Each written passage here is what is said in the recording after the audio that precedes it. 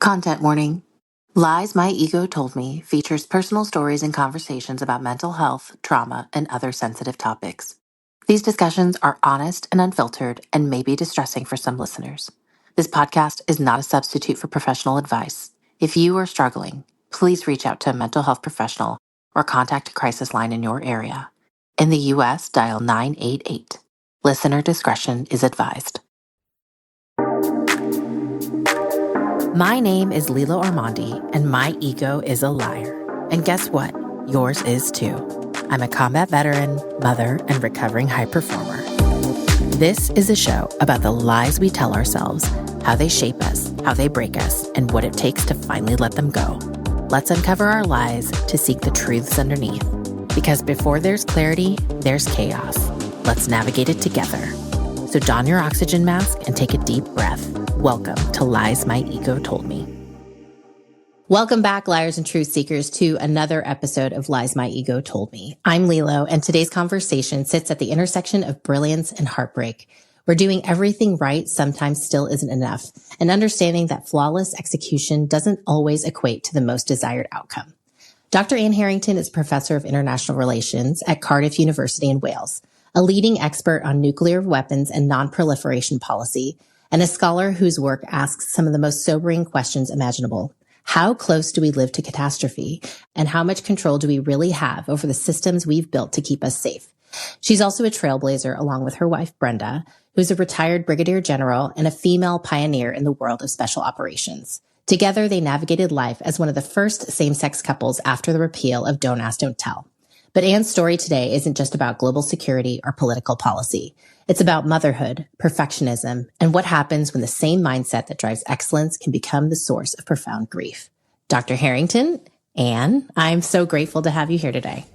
Oh, thank you, Lilo. Thank you for inviting me. So, Anne, your life has been shaped by achievement, academically, professionally, intellectually.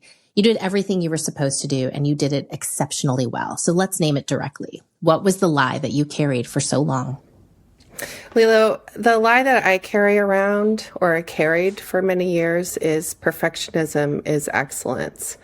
Or another way to say that would be that if I do everything perfectly, it'll work. And when did you first learn that lesson?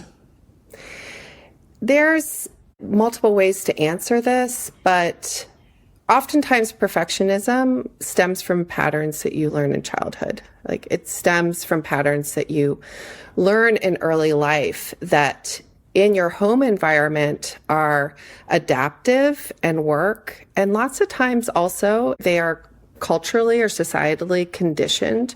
What I mean by that is that these patterns might be reinforced outside the home by different types of social norms, whether it be around gender or race or other types of identity characteristics.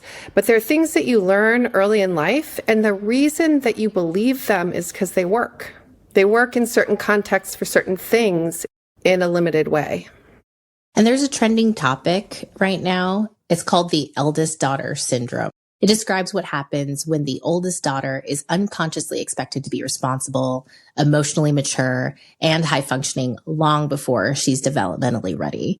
And even developmental psychologist Jean Piaget, he described a related concept, parentification, which is when a child is subtly assigned adult emotional responsibilities inside a family system. And they're the ones in the family that end up becoming the stabilizer. And over time, they're the one that holds it all together. So on top of that, when a child is labeled gifted, because many of these eldest daughters are also high performers, the message gets locked in pretty early that your value is tied to how well you perform, how much you carry, and how little you need from others. And you are an oldest daughter, and you were also identified very early as a gifted child. And you're raised in a family where achievement wasn't just encouraged, it was how you earned approval and safety. So what did being labeled that early as gifted teach you about your value? I think a lot of people of my generation have this experience because we saw this rise of gifted programs in our public schooling system. And I tested as gifted early on, which tracked me from the time that I was in elementary school. Right? It put me in a special set of classes with a smaller group of people. And it was something that was highly valued in my family by my parents. This is something that I experienced, and it's something that you can track generationally, societally. Like, it's not unique to me in any way. And the other thing that I want to preface this conversation by saying is that I have parents who love me, who support me, who show up and provide childcare for me. I had a mom who I would come home from school and she would make me pancakes, and I got to pick the shape of the pancakes I want, right? So when we talk about these things, I want to be careful to say that this isn't in any way, shape, or form a vilification. This is just one piece of a bigger story or a bigger picture. But a lot of what drives this kind of idea around accomplishment is that I grew up in a family where being smart was something that was highly valued. And when I say smart, I don't mean emotional intelligence. I mean being cognitively intelligent, having well-developed analytic capabilities, having a large vocabulary, doing well in math, right? All of the things that drive this type of achievement that leads you to attach your worth, for instance, to what kind of college you get into, right? Whether or not you go to an Ivy League institution. And so in my environment, my life was set up to promote my academic achievement, right? Like, that was my parents' priority for me. And what I learned was that I could get approval, and it was by coming home with A's. But that's something that got paired with some other things that I think are related to processes of parentification or eldest daughter syndrome. I definitely, in various ways, identify with those terms. One of the things about all of the gifts, I'll put in quotation marks, I'm describing, if you have well-developed speech patterns early on, frequently people will mistake that for a level of maturity emotionally that you don't yet have. They'll expect you to be able to regulate your behavior in a more adult fashion than is appropriate to your developmental level. And one of the things that I think is most unintentionally damaging, but very, very common, because we're human, is that especially if you have parents who are themselves, for their own reasons, afraid of big emotions, the big emotions that children experience are things that they themselves never learned to handle, and they don't know how to teach you how to handle them. But what this does over time is it teaches you not to trust your own feelings. It teaches you that just showing up as who you are is not okay, and that love is conditional in some sense, right? And because children are programmed for survival, they're programmed in this way to have this really strong attachment, right? The number one threat to a child's survival is abandonment. Children are highly motivated to please their parents, right? The number one thing that children want is their parents' love and attention.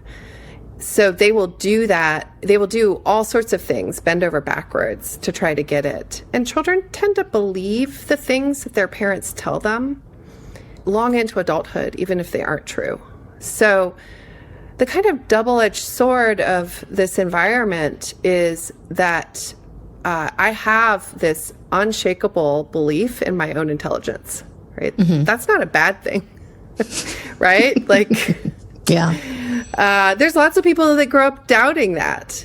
That is what has driven a lot of my success.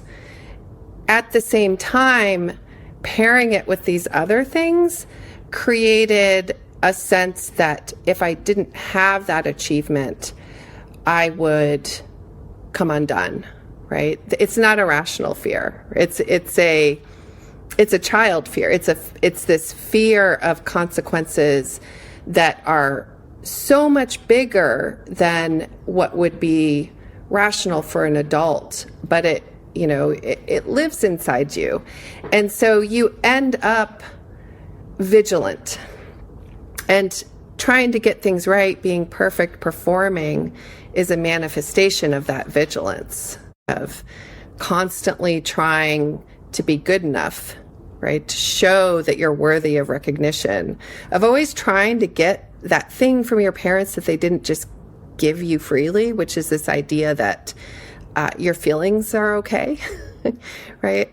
So like as a girl in school who gets rewarded at home for pleasing her parents, you can see how well that structure maps onto school, right? And the thing about school that is even better than home, because at school you can get an A and your teacher's going to tell you good job. And so this environment is something that is extraordinarily rewarding in that fashion. And so once I got into an Ivy League school and I went to college, I had a really hard time deciding what should come next because I had no map. I had no one to please. I didn't know what I wanted. I didn't know what came next. And so I took a couple years off. A professor told me, take 2 years off. What I decided basically was to stay in school longer. Right? To go back to grad school, because that was an environment that I knew and that worked for me. And so I decided I wanted to pursue a PhD. But there's a couple of things that didn't work about this. And this is where struggling with the perfectionism, it first started to come apart. And the recipe that I had developed for pleasing my teachers didn't work as well. I didn't identify with a lot of the things that they were teaching me. My lived experience, this sort of unspoken truth that they bring to the type of knowledge that they produce. And because I'm a scholar of international relations, right, this is talking about the types of strategies that you bring to great power politics or interstate conflict. They didn't resonate with me and my lived experience. And so I started to have a hard time operating within this perfectionistic model because I couldn't figure out how to please them in quite the same way. And that tweaked my anxiety on a level because I wasn't able to be perfect. And it tweaked my anxiety on a level that I needed help, right? And so that's when I first started seeking out resources to try to help me understand, why do I feel so anxious all the time?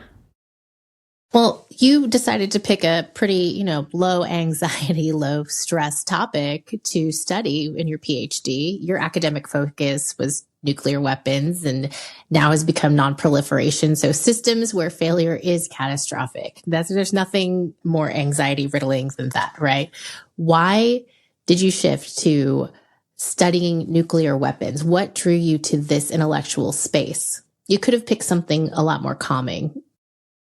I started reflecting a little more about what it was, like why had I done this? And one of the things that was really important about the moment in time when I decided to study nuclear weapons is that this was the early 2000s, and we were in the US going through this like profound moment of feeling like a big sigh of relief. The Cold War was over, right? This was just before the War on Terror. I actually started my PhD program in 2001. So the year that the War on Terror started. And I was in this environment in the academy because, in the ivory tower, you're always behind real world events. Like we were still kind of talking about NATO expansion. We were talking about issues that you have time to discuss, globalization, things that didn't feel so pressing from a security point of view. And nuclear weapons had largely just kind of fallen off the radar. There was this sense that the Cold War arms race was over. We don't need to talk about that anymore. But there were a couple of things that were interesting to me about this. One was that nuclear weapons cause a lot of problems for theories of international politics, because theories of international politics at their root all have assumptions about the nature of power. And realist theories of international politics very closely align power with violence, right? They align power with the ability to mobilize organized force. And nuclear weapons create a problem for that, because the reason that those assumptions work is because you go out in the world and you use that force. And nuclear weapons are something that, were you to do that, you will destroy the globe. And the last piece is this policy piece. And I just thought, nuclear weapons aren't going away. We don't talk about them a lot right now, but they're going to come back. And by the time I was completing my PhD, they had, in the form of North Korea weaponizing leaving the Non-Proliferation Treaty, which limits which states can legally possess nuclear weapons, and they weaponized their program. And famously, President Obama put this back on the agenda. So in any case, by the time I finished my PhD, they were back. So in some ways, the gamble paid off. So how did perfectionism show up in your work? And further, how did that influence your studies? The way perfectionism shows up for me professionally is I don't publish enough. I polish the rock, right, for way too long. When I publish something, it tends to be impactful, but that's not how you build a career. You build a career by putting a lot of things out there. And that's the thing that for years and years I struggled with. Writer's block, and feeling like, especially because the perspective that I have is not widely shared within U.S. nuclear communities, I struggled with this sense of fearing that I was making people angry, right? That's a perfectionist fear, right? I wasn't getting it right because people weren't always open to the critiques that I was offering. And it's one of the big reasons I have a job in the UK and not the US, is because of this. But that's the way, like, on an emotional level, the relationship is this feeling of putting something out there and then like wanting to like duck and hide, like instead of kind of being like owning it, right? Because on the one hand, I'm still getting rewarded for these perfectionistic tendencies. And on the other hand, they're really crushing and unsustainable. Because emotionally, I'm still operating out of this place of anxiety and fear. Missile defense is very hard to achieve because in order for catastrophe not to strike, the system has to be perfect, Lilo. Small failures lead to large catastrophes. I think maybe because I lived inside this, or maybe it's a gendered sense of not feeling like violence and power are exactly the same thing. I kind of took up this position of standing outside the system. It's almost like I want to play therapist to the deterrence system and say, hey, you think you're going to get it all right, but it's going to fail. And so in that sense, there is a way in which maybe my own experiences of starting to question some of these perfectionistic tendencies in my own life, I think you tend to move back and forth between domains. But by the time I was developing my voice in this field, I was looking at that and thinking, you think you're going to make a perfect system, and that's not possible, right? And that makes me worried and scared, right? It makes me think fewer weapons are better, not more. So in relation to enemies, are you your own worst enemy, or are your critics your biggest enemy? Sometimes I think the biggest enemy is the system itself. Insofar as you participate in creating that, you participate in the perpetuation of this system. It's the same thing that the perfectionist does, right? A lot of the things that limit the perfectionist are the things that are self-limiting, right? In the sense that, like, if you weren't trying so hard to get it right all the time, you might actually be better at what you do, right? But it's the vigilance and the anxiety and and it's the fact at the end of the day, you don't actually control whoever it is that you're trying to please, right? And there's a similar thing going on in the system where you think that you're controlling your adversary, but at the end of the day, you're really not. One of my favorite ways to discuss politics and national security is in relation to pop culture. And so I want to talk about a film that recently came out that you and I both found impactful, no pun intended, which is called House of Dynamite, which is the new Catherine Bigelow movie. It's about an unattributed intercontinental ballistic missile that is launched at the United States. Nobody knows who fired it. Nobody knows if it's conventional or nuclear.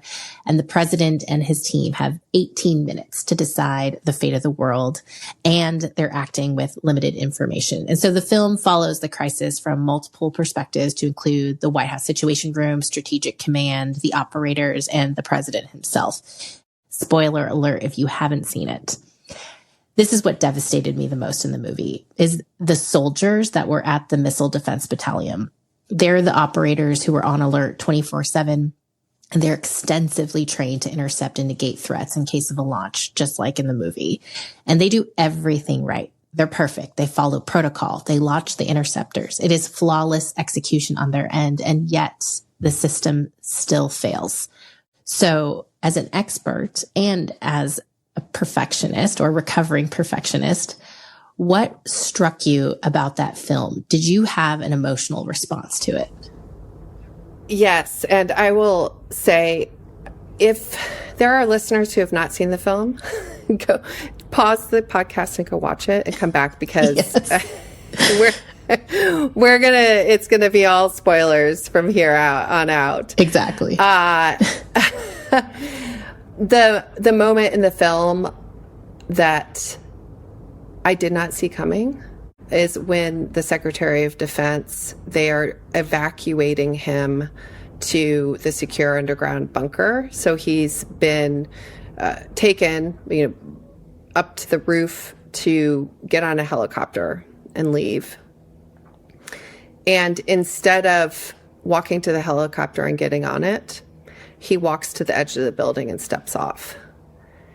And he does this because this single weapon is targeting Chicago.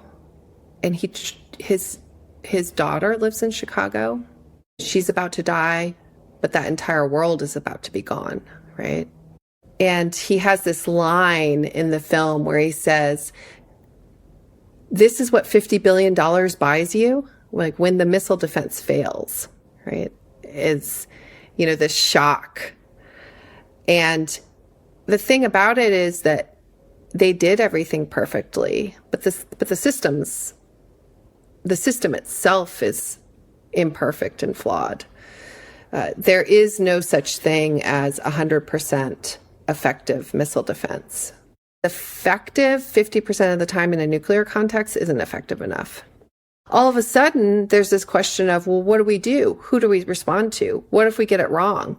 And meanwhile, because missile defense is only effective a percentage of the time, basically you just have, at any point in time on any day, we're all sitting 20 minutes out from a nuclear attack. That's just the condition. Like, that's a basic fact of the human condition that has been true since sometime in the mid 1960s. And that has never changed, that fact of the human condition in the nuclear age. And it's easy to forget it because we've created a system where we think that the vigilance of the system will protect against it. But there's all sorts of ways that that system can fail. And the point of this film is not to get into the details of the various responses or the credibility of threats. It's to make the point that to a new generation who didn't grow up during the Cold War, that at any point this is possible. You bring up a really interesting point about this emotional story arc that happens during the film, because you have all of these highly trained professionals at every level of government through the movie. And it's almost like they go from this very blasé, desensitized attitude towards the initial signals. And then when things aren't going correctly, there's reaction. But then it goes eventually to fear with the Secretary of Defense. And we saw with the battalion that there's almost this surrender because they've seen that this system that they thought was played out, right? There's playbooks, there's procedures. They thought it would have, this perfect reaction to it. It was totally flawed and it failed. That had such a profound effect on the psyche of the people in the movie. And it was a really critical narrative throughout that film. Did watching the film for you reframe your own experiences, not as personal failures, but as limits of control? So when I watch things like this, I relate. I think one of the self-protective mechanisms that you can develop, especially as a gifted child, is that you over-intellectualize things, right? It's one of the ways that you protect yourself against feeling. Because if you rewind back to what I was sharing initially about these perfectionistic strategies being based on a foundation of learning that what you feel is potentially dangerous and not having effective strategies to cope with that. One of the reasons why I think I might have chosen some of these fields is because deterrence and nuclear weapons are something that is itself overly intellectualized. And so it allowed me to enter into a field of study where things that I might otherwise have stronger feelings about, like because they're embodied or they're something that is less abstract. I think I did probably choose something that was abstract in a way because it is something that I can, in some sense, talk about in a divorced way. I could talk about it in this overly intellectualized way. I think that in some ways studying this stuff was already self-protecting.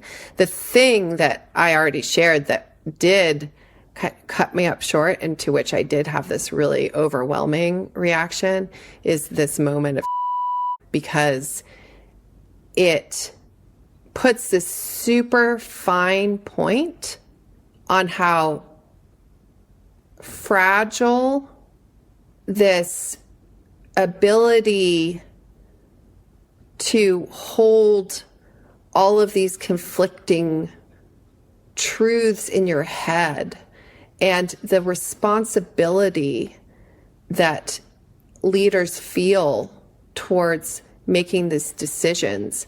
And this got so personal so fast for this individual that even if the United States survived, he couldn't survive it. And I empathize a lot with the idea that the people who are asked to shepherd this system are carrying that weight every day. But because it's so over-intellectualized, you don't talk about, like, deterrence theorists don't talk about the death. They don't talk about the suffering. They talk about the specifics of different weapons systems and how credible their threats are. And so the movie also asks you to think about what happens when those things collide in a way that's really effective. And that's the thing that I felt really strongly about. It does, I think, is this a orthogonal way of answering your question, Lilo? It's like you're pushing on this thing of how does perfectionism relate to the content of what you do, right? Like not the process, but the content. And the answer to that is that I don't really know, but I think you finally got me to uncover it, which is this idea that there's a realm that you can be perfect in because you can find the right answer, and it's not about feelings, right? It's about calculations and getting it right. And when you let go of perfectionism, the feelings flood in. They do. And with that, I definitely want to shift to something more personal about you.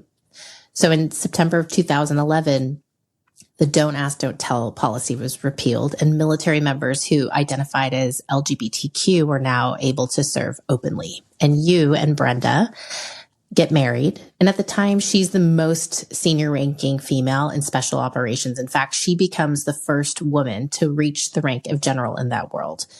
And you guys are a high visibility couple. And after waiting for so long to be together, you want to start building your family. And you two became the first same-sex military couple to navigate in vitro fertilization under military healthcare. And you approached it in the same way you approached your other endeavors, which is informed, prepared, methodical, controlled. You're the smartest person in the room, I'm sure.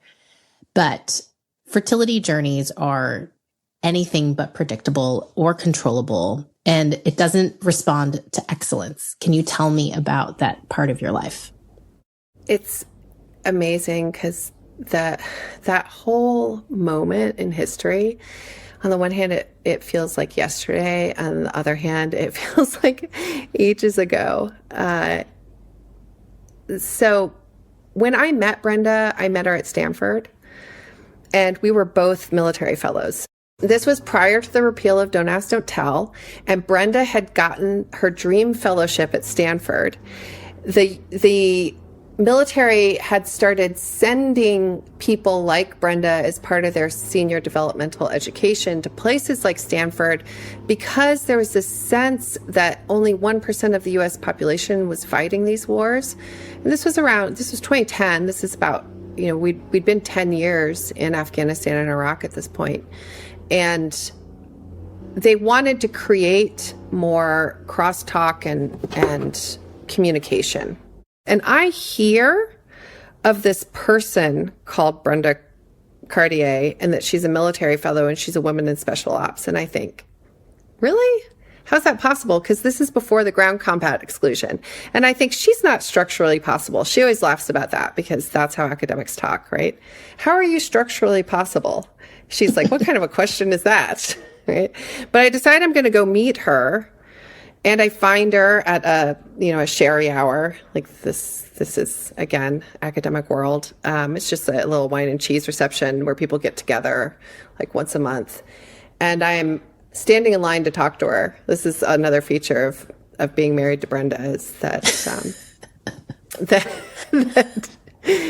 that she's the kind of person you stand in line to talk to. So in any case, I introduced myself to her, and she's absolutely terrifying. Like, I can't even... I could barely speak. I was not expecting to be so scared. She has a little bit of RBF. She also has military bearing. She's standing up straight, and she really commands a room, right? You all learn how to do that very effectively. But of course, as soon as she smiles, you realize how kind she is. And so I introduce myself and talk to her for a few minutes, and we make plans to have coffee. And we have this coffee. And mind you, don't ask, don't tell. I have no idea she's gay. You don't ask and you don't tell. We have this coffee that is the best conversation of my life. It lasts 4 hours.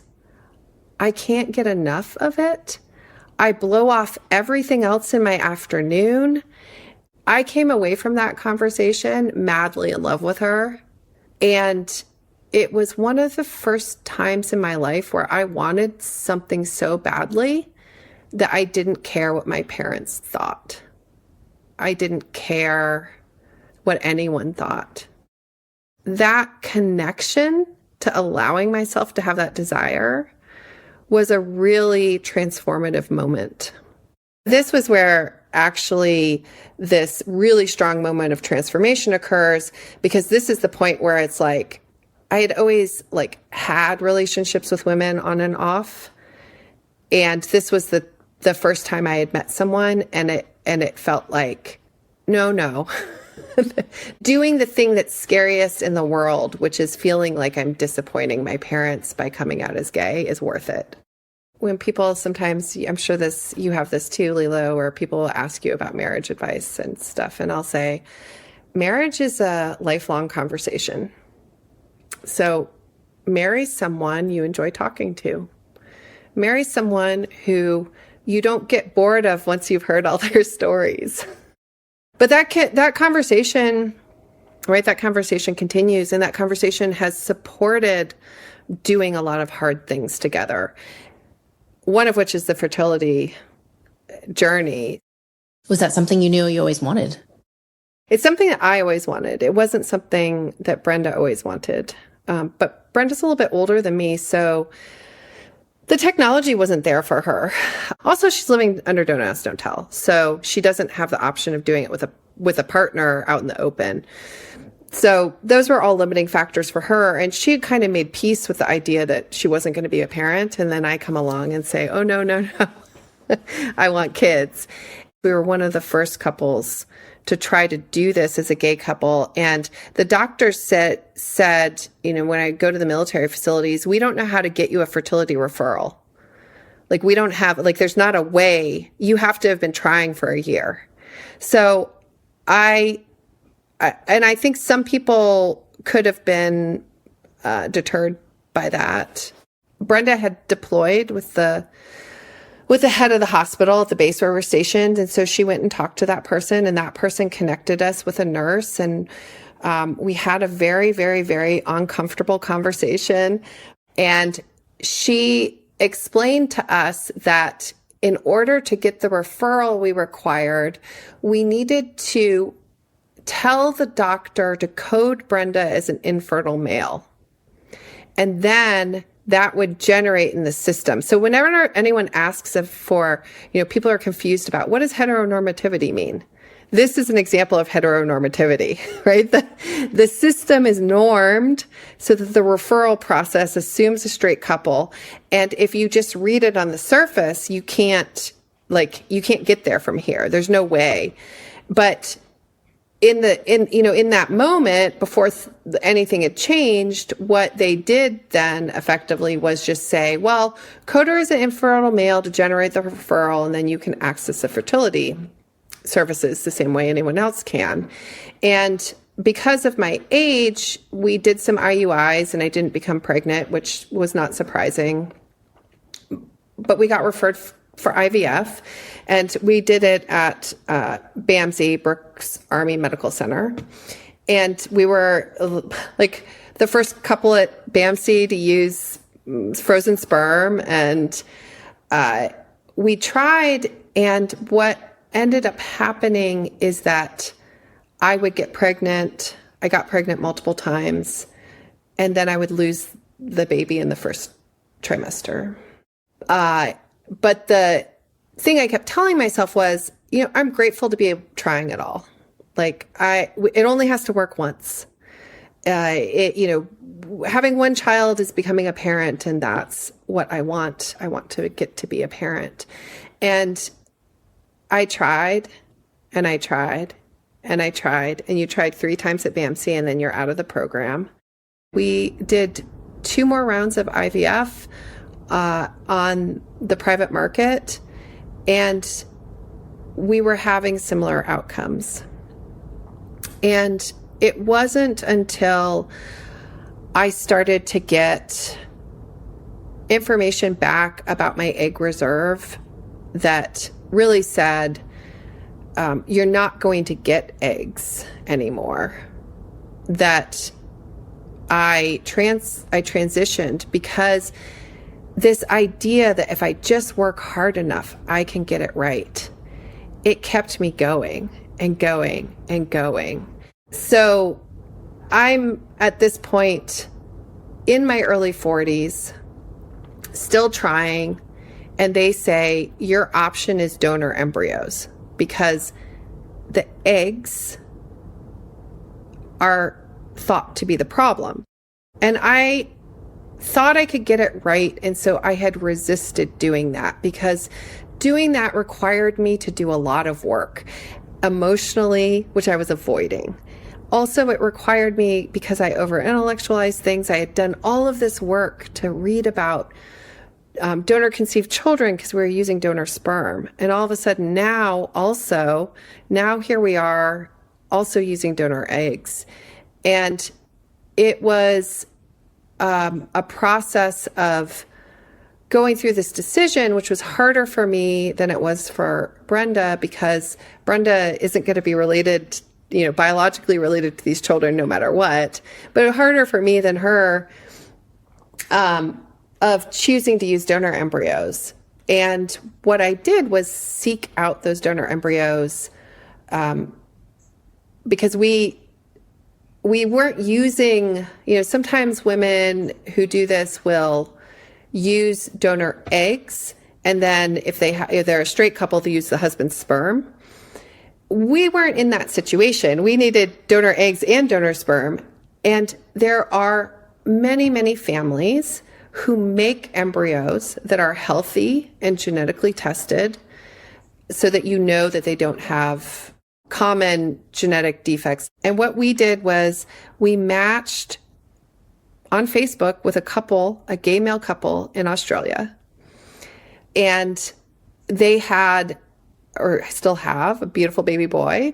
And they had 5 genetically tested embryos that they were looking to donate. And we matched with them privately. You have lawyers that draw up contracts for you. All of this is governed by U.S. law because the embryos were made in L.A. People come from all over the world to do these kinds of things in California in particular. And then I start using the perfect embryos to try to get pregnant, Lilo. And this is the point at which the grief starts setting in, because at this point, I really have done everything right.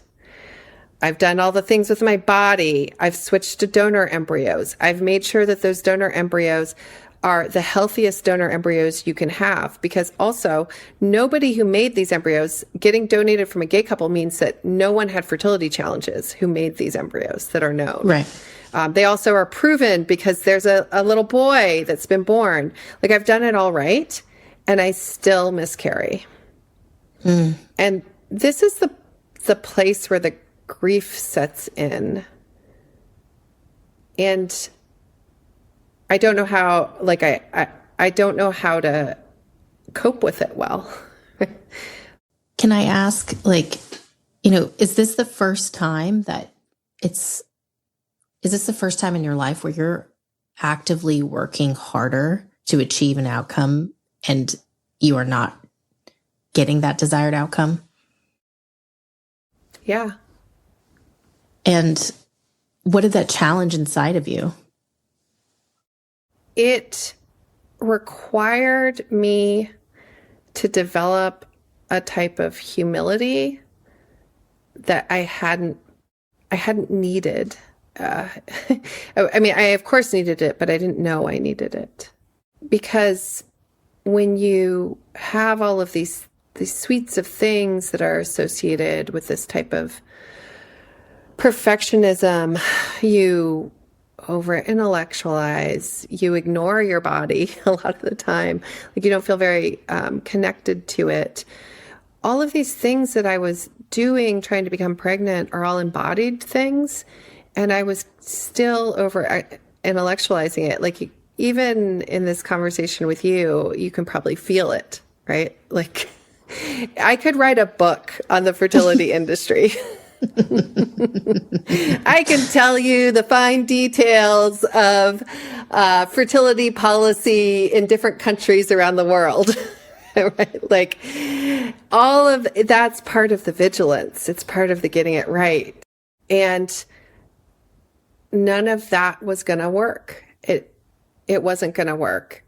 And part of the reason it wasn't going to work is because I had also reached the end of science.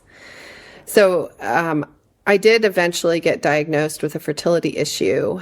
The test for it was only being experimentally marketed in 2016 when I started my journey. I didn't stop I actively did IVF for like 5+ years. And at the point that I've gotten diagnosed and I find out that there's something going on for me and my body and my uterus, and no amount of eating the right thing and, not using plastic in the microwave and other forms of like deprivation in terms of not having my coffee every day. No amount of that was going to fix what was happening for me. That was actually really liberating. But that's what I mean about the humility piece, right? You encounter your own mortality through losing fertility. You encounter these effects of aging, and it makes you humble in the face of God. Yeah. And that was something I didn't understand before. But I get it now. So it was freeing in the sense that my doctor kind of said, we'll try one more time. We'll put you on all these meds and we'll see if we can overcome this. And when that didn't work, they suggested doing this other like protocol with medicine. And at that point I said, thank you for sticking with me, but no, thank you. The point isn't to be pregnant. The point is to be a mom. And so we sought out a surrogate. In this world, surrogates are called gestational carriers. They're called GCs. The practice today is typically that you take an embryo to which the person who's carrying it is unrelated biologically, and you put it in their uterus. So we found someone, we matched with her, and in some ways this is a really liberating thing because I get my body back. And that felt really good. I don't know. People have, some people love being pregnant. It was not easy for me when I was, and I lost it. So it was very anxiety provoking. Right? I lost the pregnancies I did carry. So I was, in some ways having this gal in our lives lift that off us was such a relief. She also was kind of like our tour guide to pregnancy. She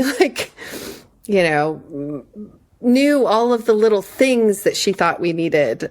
So things like going to one of those ultrasounds, you get the 3D pictures and you record the heartbeat. So she did lots of wonderful things in addition to being the person that carried this pregnancy to term. And it was so hard, Lilo. It is so hard watching someone else get to do the thing that you want to do more than anything, that you would trade places with her in a second.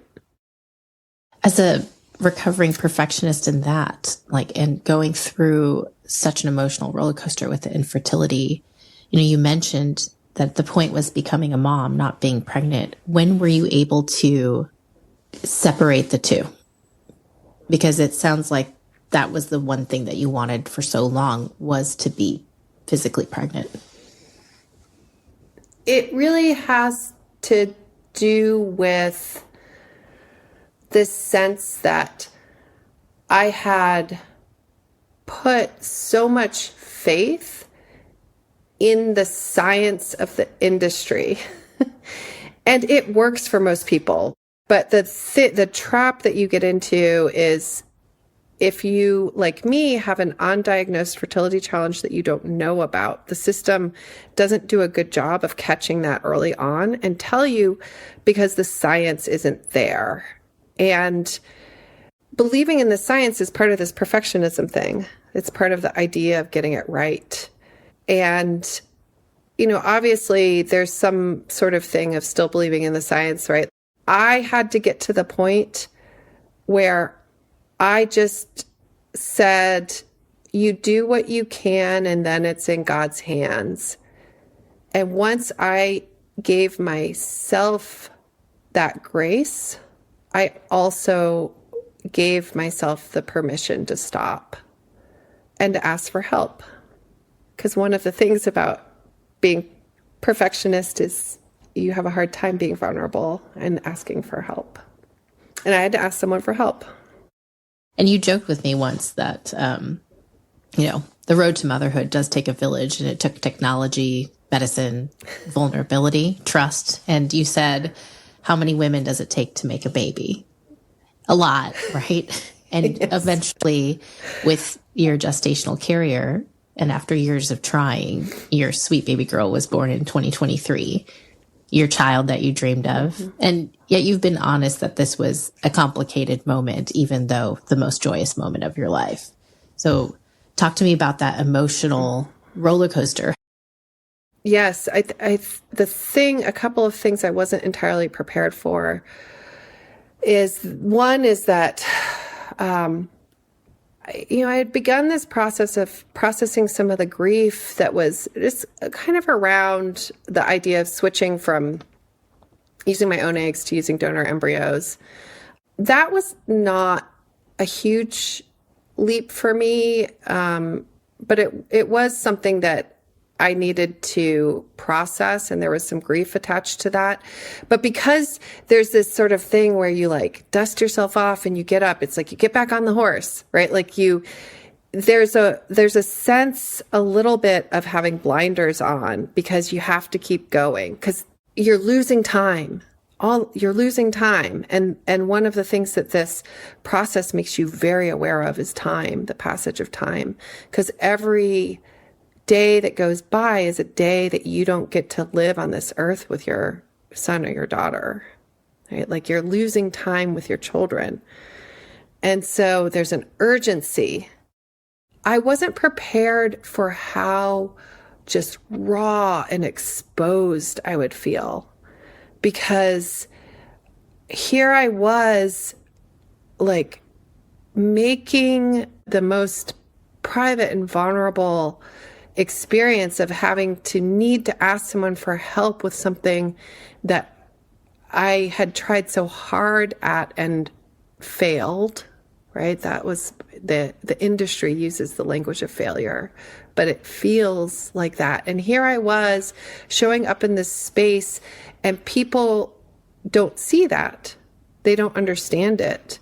They don't know what has brought you to this place.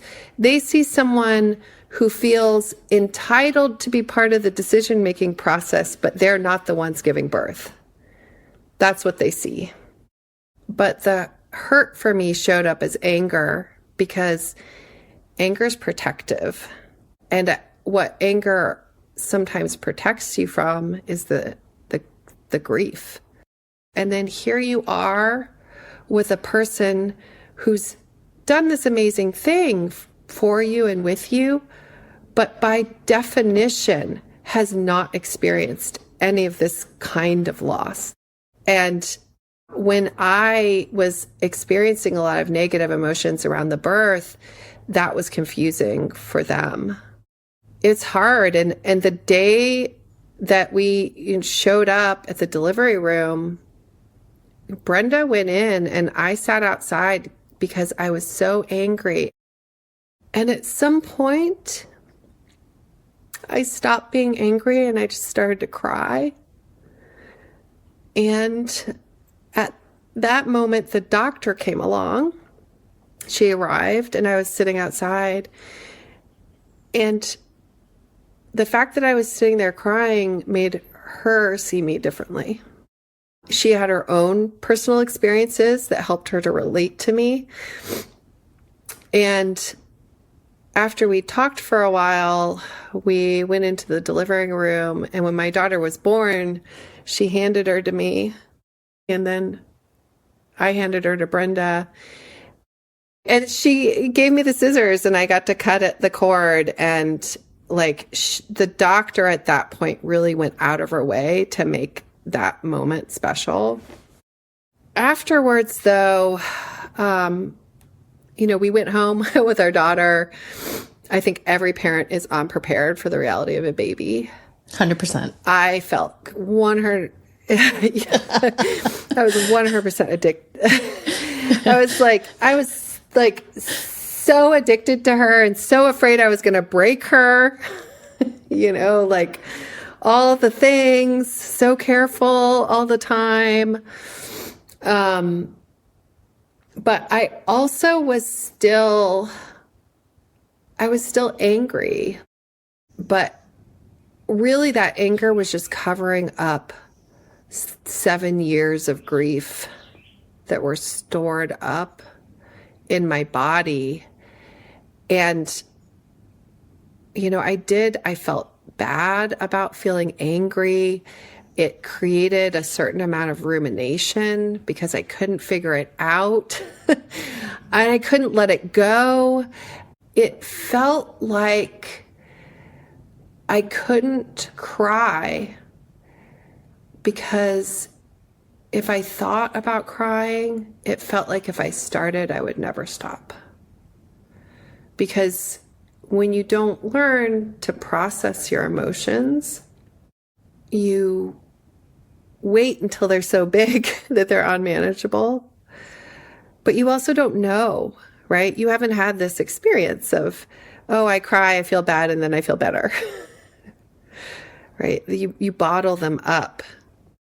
So when did you stop over-intellectualizing it all, trying to figure it out, and just open the floodgates to feel? I eventually figured out that I needed help. And I sought out a therapist who specialized in fertility and grief. She also had written her PhD on the LGBTQ plus community and fertility treatments. So, and was gay herself. So she was somebody who came to a lot of this with a certain amount of just background information and identification that made a lot of the conversation easy to have with her. And my therapist got that, right? Like she understood that piece of all of this.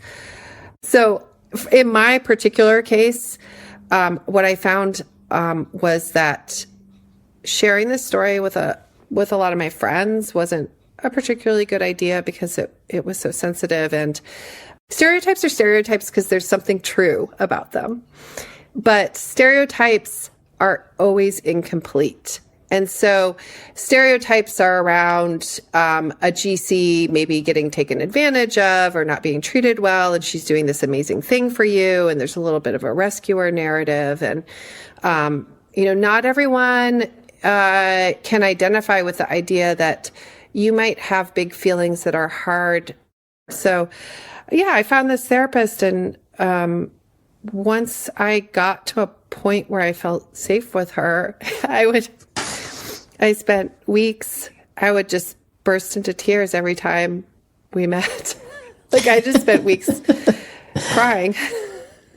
Is that okay? Yeah, it turns out to be not as scary as you think. It turns out that you will not cry so long and so hard that you dissolve into a puddle of tears and never return. Yeah.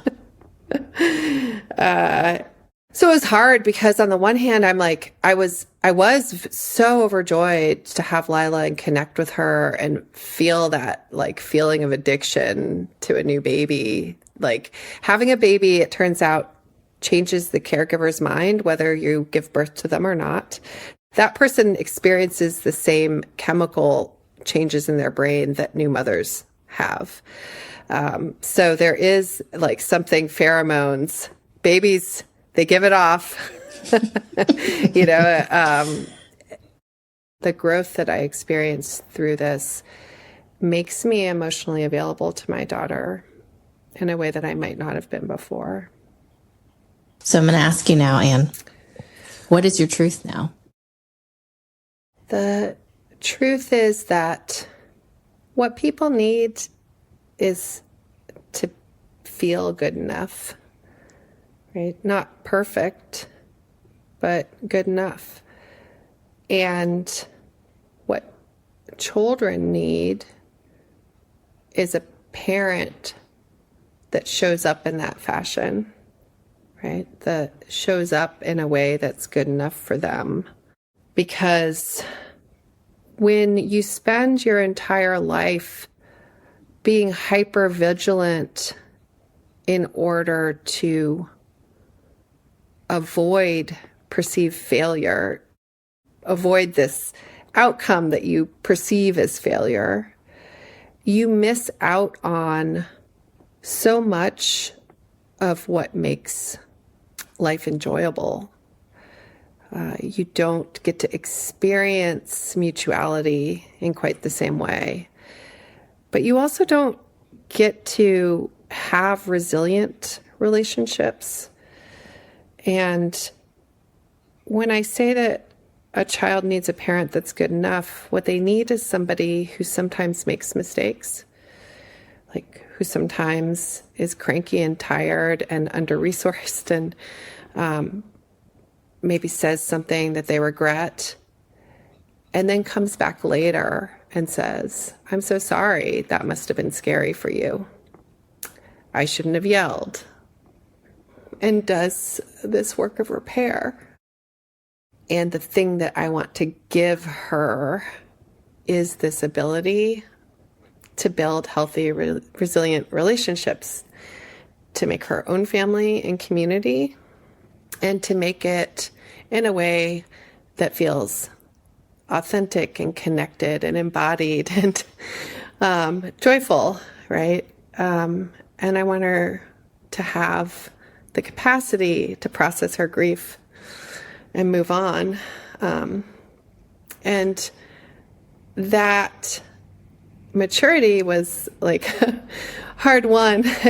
And in some ways came at the perfectionism piece cost me a lot in terms of time, right? Like thinking that you could try harder and get it right can come at an expense.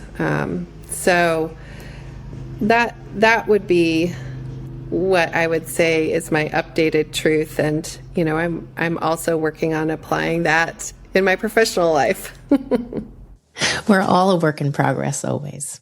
So if you could go back to that gifted little girl, or for the recovering perfectionists like myself that are listening, people who learned that approval came through achievement, who've built their identity on being exceptional and getting it right, what would you tell them about the price of perfection, and what do you want them to know? The first thing is you're good enough the way you are, and the way you feel is just how you feel. And you can run from that, but someday it will catch you. The problem with perfectionism is that perfectionism tells you that you need to run harder and longer. Right? And you can stop, right? That's the message. You can stop. The world's not going to end. You can stop. And to the woman right now who's navigating infertility or miscarriages or loss, what is one thing you want to say to her right now? There isn't a right answer to how and what you decide for your body and your family. There's not a right way to do it. There is only what you bring to the process, and you control such a small part of it. So be kind to yourself. We want so desperately to feel in control of this. But if you're miscarrying, it's not your fault. Mm-hmm. It's not something you did. So you can forgive yourself. If perfectionism were excellence, everything would work out perfectly, right? And it doesn't. And even in nuclear policy, even in traversing motherhood, systems fail because there's always variables that exist outside of our control. So before I let you go, we're going to play Truth Be Told, truth or lie. You ready? I'm ready. Okay. Perfection isn't possible, but it sure is satisfying. Lie. Nuclear weapons are more terrifying than raising a toddler. Yes. Truth. I'm the happiest I've been in the last 2 years. Yes, 100%. Mutually assured destruction is a solid geopolitical theory, but mutually assured chaos is parenting.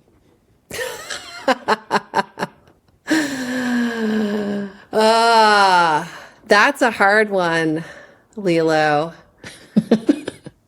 I feel like I need to plead the fifth. I'm going to say truth for me. It is chaos. Toddlers are better negotiators than diplomats. Oh, yeah, 100%. That's the truth.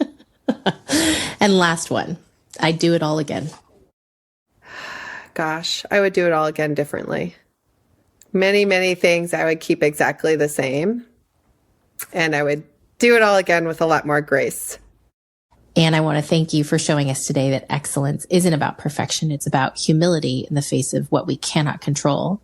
And I personally want to thank you for letting us see the grief that you experienced alongside all of that joy, the vulnerability beneath your experience, and for modeling what it looks like to let systems fail and build something truer in their place, even in this very uncertain world.